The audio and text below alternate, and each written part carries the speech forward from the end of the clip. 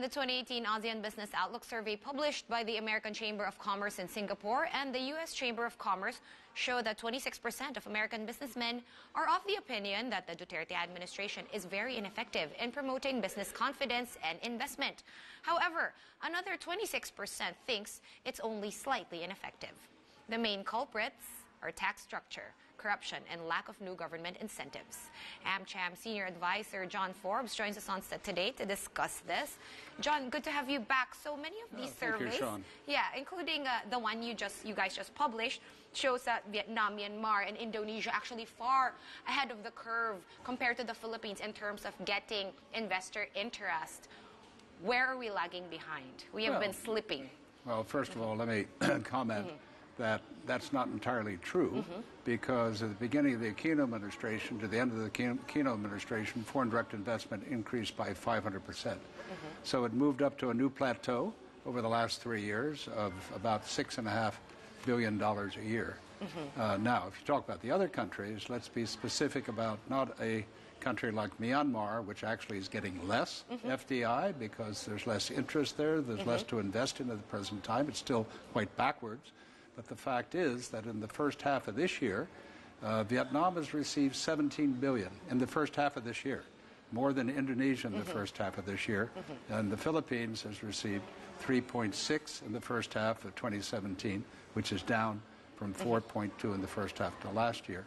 Now, Malaysia and Thailand are also doing better than the Philippines, which are both increasing compared to last year.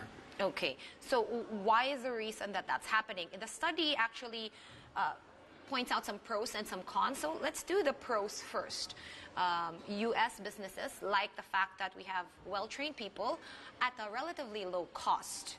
And you guys are saying, according to the study, it's a key driver of expansion. But how long before the neighbors can catch up with us? Well, American companies have been here, and European and Japanese companies. There are many that have been here for almost a century. So those companies have, except during the Second World War, have continually expanded with the growth of the economy. So there's expansion going on by those companies.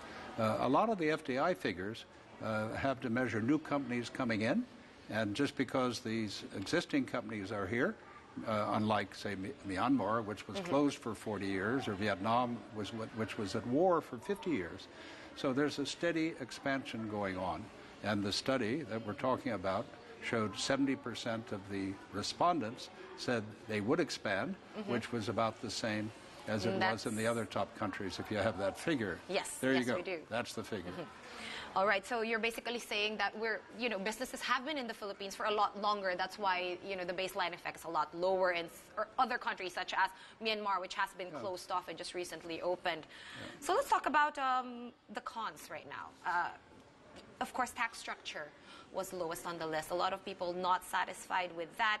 And this is coming on a day where Business World reports that Secretary Dominguez said that he's pushing the second part of the tax reform plan, or package 2, to next year instead of filing it next quarter.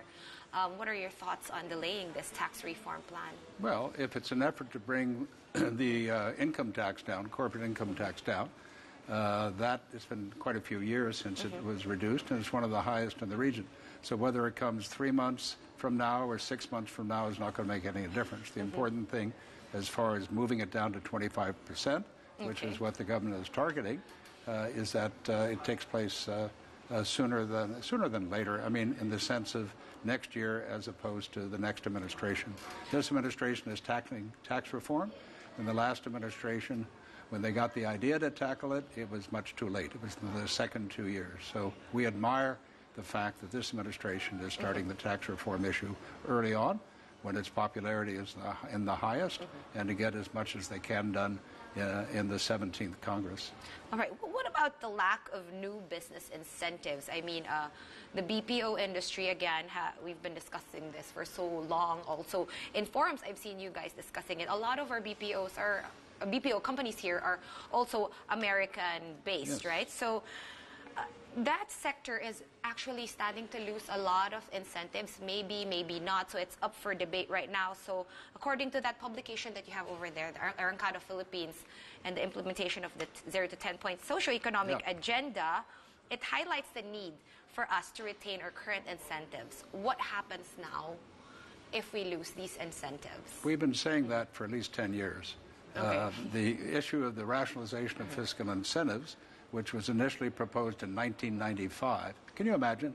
Proposed in 1995, and 20 years later, it's still being discussed by the executive branch and the Congress.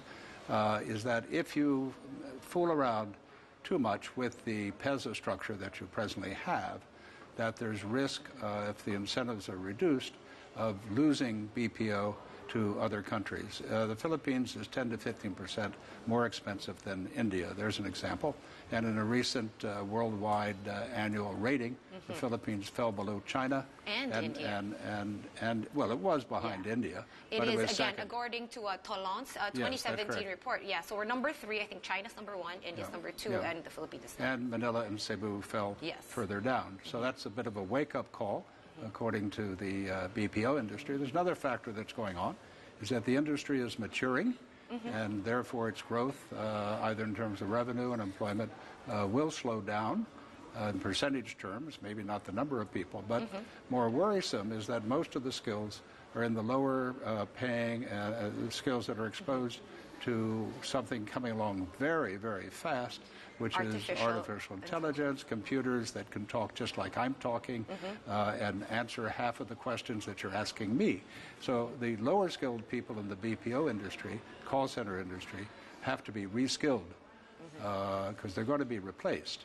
And the new people that are going to be hired in have to have different skills. So that depends on the educational structure to prepare them for a different future. So that's not just an incentive structure you're talking about. You're going into education, which is a whole other debate over there. All right.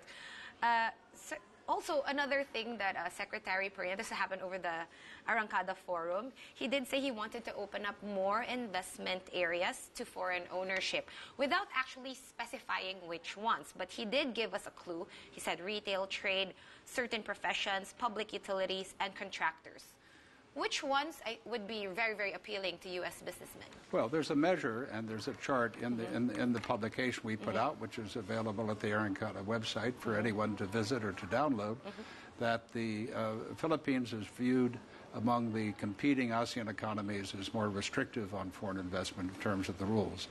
Point number 3 of the social economic agenda that was enunciated in June of 2016 in Davao seeks to reduce those restrictions. Retail trade is something we've suggested should have the minimum capital investment reduced. And there is a bill in the House. Arthur Yap, the chairman of the Economics Committee, has introduced that. And in the Senate, several senators are expected to introduce that as well. That would open up retail trade to particularly smaller, under $1 million restaurants for tourists, or things to serve the incoming Chinese or the Korean tourists that are coming in now.